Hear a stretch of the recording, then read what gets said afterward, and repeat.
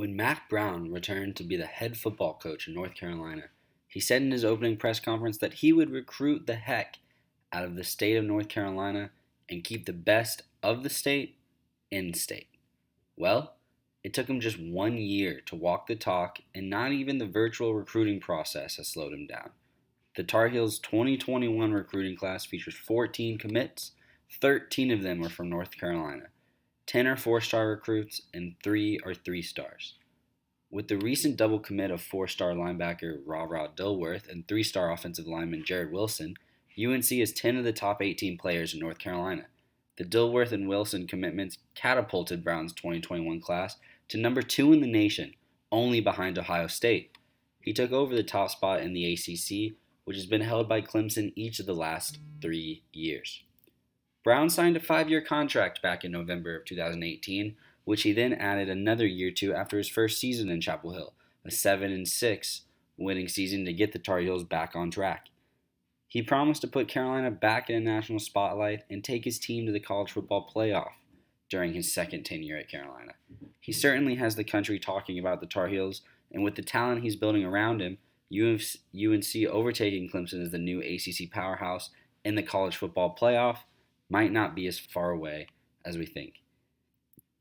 And Mac Brown isn't the only Tar Heel coach taking the recruiting trail in stride. Roy Williams got his first commitment for the class of 2021. Dontrez Styles committed earlier this week. He's the number 1 player in the state of North Carolina. Now, it seems like UNC would get the best player in the state more often than not, but that hasn't been the case for Roy Williams recently. Styles is the first number 1 player to stay in the state for any team since 2017, and is the first to commit to Carolina since Theo Pinson did so as the number 1 player in the state back in 2014. But Styles' commitment is special. He hails from Kinston, North Carolina, the home of former Tar Heels Jerry Stackhouse and Reggie Bullock. The Kinston pipeline reaches Chapel Hill once more with Styles. Williams has had success recruiting the past couple of years. Kobe White and Nasir Little were around for just 1 year before going to the NBA. Cole Anthony recently announced he will be entering the NBA draft, making him another one-and-done player for Roy Williams.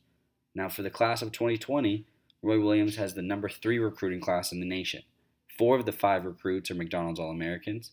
Williams and the Tar Heels are hoping the 2020-21 season will be a lot more successful than this past year, which was Williams' first losing season as a head basketball coach, and this only the second time he failed to qualify for the NCAA tournament as a Tar Heel. Now, in the professional sports world, Michael Jordan's The Last Dance docu-series is being released early.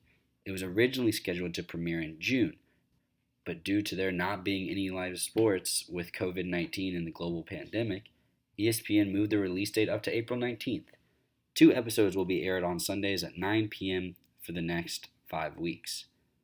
The docu-series is centered around the Chicago Bulls' 1997-98 season and their quest to win their 3rd NBA title in a row.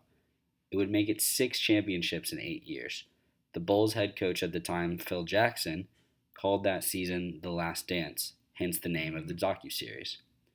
Some at ESPN were granted early viewing, such as Get Up host Mike Greenberg. He tweeted out how the documentary will be a perfect instructional tool for those who did not get the chance to see the legendary Bulls player perform, and a perfect celebration for those who got the luxury to see him play. Get ready for the MJ, LeBron greatest of all time debate to skyrocket on social media over the next 5 weeks as the ESPN and Netflix docuseries is pushed to the top of the sports world's news cycle. Former President Barack Obama made his debut in the docuseries, and it got Twitter all abuzz with introducing him as former Chicago resident rather than former president. Bill Clinton also made an appearance to discuss former Bulls player Scottie Pippen, who hails from Hamburg, Arkansas. Bill Clinton was introduced as former Arkansas governor rather than former president. Roy Williams got brought onto the documentary to discuss Michael Jordan, and he had Twitter abuzz with his hot quotes and intensity that really resonated with Michael Jordan's entire career. That's all for sports. Back to you guys.